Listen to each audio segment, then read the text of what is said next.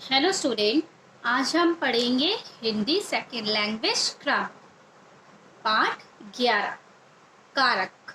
ठीक है, आइए हम पढ़ते हैं। कारक किसे कहते हैं?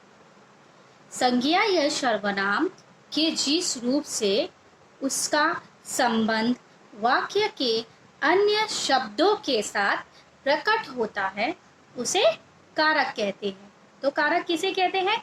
संज्ञा या सर्वनाम के जिस रूप से उसका संबंध वाक्य के अन्य शब्दों से, मतलब जो वाक्य है उसके अन्य शब्दों से जो उनका साथ जो प्रकट होता है उसे हम कारक कहते हैं। ठीक है, जैसे गीता ने दूध पिया। गीता ने दूध पिया, तो इस वाक्य में गीता क्या है? क्रिया का कर्ता है और दूध उसका कर्म है। अतः गीता कर्ता कारक और दूध कर्म कारक। समझ आया? अब हम पढ़ेंगे क्या कि संज्ञा अथवा सर्वनाम शब्दों के बाद, ठीक है, ने, को, के लिए आदि जो चिन्ह कारक विभक्ति कहलाता है। ठीक है, ये कारक के कुछ विभक्ति चिन्ह होते हैं। ठीक है, जैसे कौन कौन से चिन्ह? जैसे कि का, ठीक है, के, को, ने। ठीक है, अब हम आगे पढ़ेंगे कारक के कितने भेद होते हैं या फिर कारक कितने प्रकार के होते हैं। कारक 8 प्रकार के होते हैं। कारक के 8 भेद है। कौन कौन से?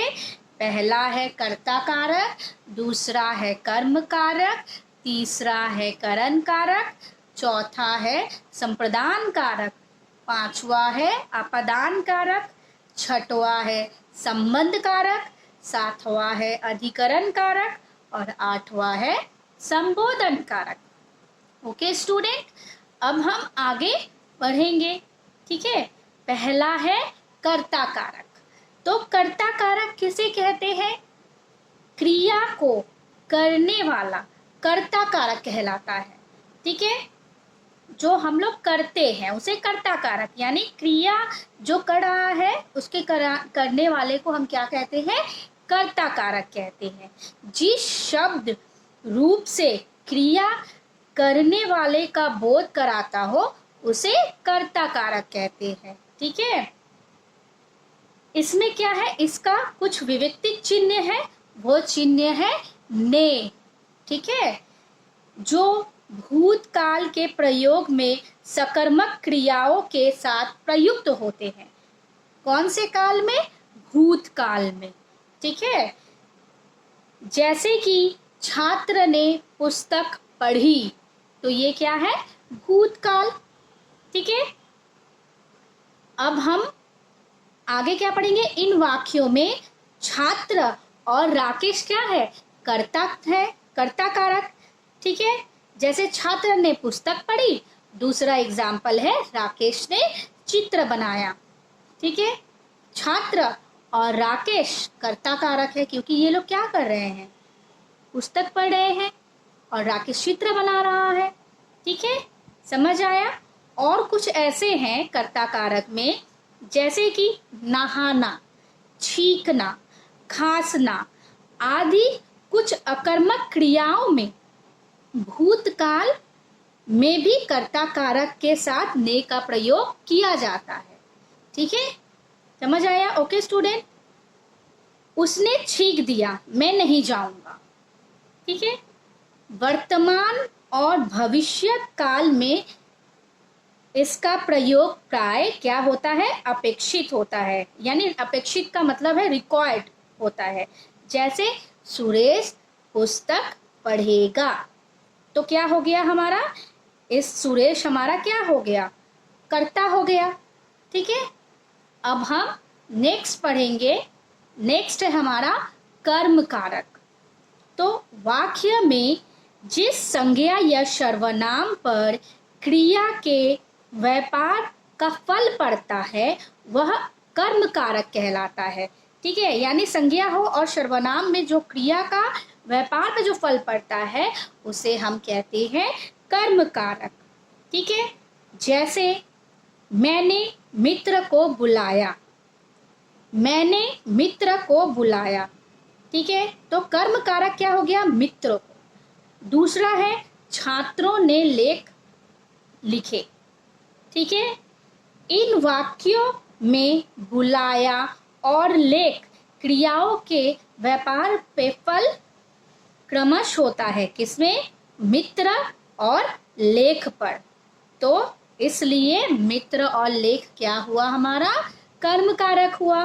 ओके स्टूडेंट, अब हम आगे पढ़ेंगे। ठीक है, थर्ड है हमारा करण कारक। जिन शब्दों की सहायता से क्रिया का व्यापार कार्य होता है उसे हम करण कारक कहते हैं।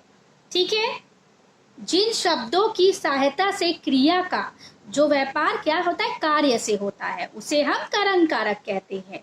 ठीक है, जैसे कि राज ने ईंटों से मकान बनाया। राज ने किससे मकान बनाया? ईंटों से, तो ईंटों होगा। ठीक है, पुलिस ने डंडे से चोर को पीटा। पुलिस किससे पीटता है? डंडे से। तो हमारा क्या होगा? इन वाक्य में मकान बनाने का साधन ईंट, ठीक है, पीटने का साधन डंडा। ये हमारा क्या कहलाएगा? करण कारक कहलाएगा। ओके स्टूडेंट, एक बात और बता देती हूँ, करण कारक के विविक्तिक चिन्ह है हमारा से, के द्वारा, के साथ, के कारण।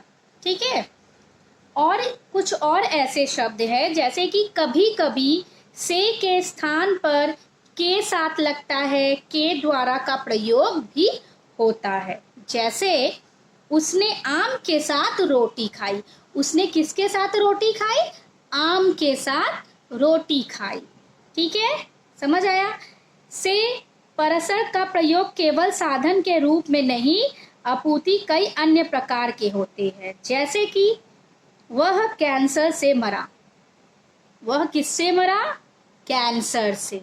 ठीक है, अब हम नेक्स्ट पढ़ेंगे चौथा संप्रदान कारक।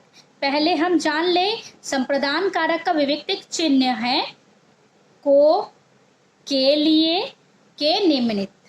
ठीक है, तो संप्रदान कारक क्या होगा? जिसे कुछ दिया जाए या जिसके लिए कुछ किया जाए। जिसको कुछ दिया जाए या जिसके लिए किया जाए वो क्या कहलाता है? संप्रदान कारक कहलाता है। इसके विविक्तिक चिन्ह मैंने बताया, के, को, के हेतु, के वास्ते। जैसे कि पिताजी ने भिखारी को खाना दिया। अभी हमने क्या बताया था कि कुछ दिया जाए और किसी के लिए कुछ किया जाए उसे हम लोग संप्रदान कारक कहते हैं। पशुओं को चारा दो। पशुओं को क्या दिया जा रहा है? चारा। तो इसमें मैं आगे आप लोग को और कुछ ध्यान देती हूँ, जैसे कि को परस्पर कर्म और संप्रदान दोनों में प्रयुक्त होता है। यदि को से कुछ प्रदान किए जाने का हो या दिए जाने का बोध हो वो संप्रदान कारक अनार्थक कर्म कारक होता है। ठीक है, ओके स्टूडेंट, ये मैं यहीं तक खत्म करती हूँ। आगे का प्रकार मैं आप लोगों को नेक्स्ट वीडियो में बताऊंगी। Okay student, thank you.